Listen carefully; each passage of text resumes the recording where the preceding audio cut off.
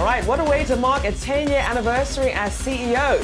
When Microsoft, Satya Nadella started his role at Microsoft, the stock was around $30, now sitting at over $400. And of course, surpassing Apple as the most valuable company thanks to its early lead with generative AI.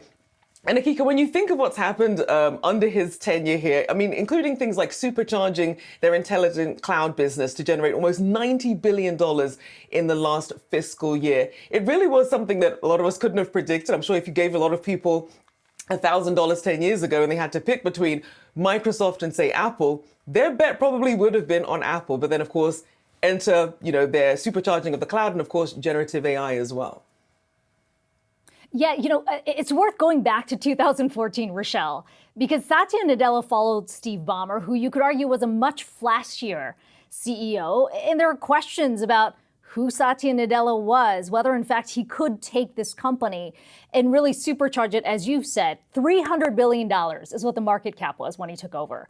Today, we're talking about a $3 trillion company. And he doubled down on the cloud, right, to start with. And you had plenty of analysts who said, well, that's not necessarily the right focus. But today we're talking about a leader in cloud, in artificial intelligence, all under Satya Nadella's watch. Also been interesting to see some of the acquisition strategy here under his tenure. LinkedIn, Activision-Blizzard, the two big ones, but there's certainly been many more. And look, Microsoft, at least right now, the most valuable company, looking at a $3 trillion market cap. So been a certainly very productive 10 years for Satya Nadella.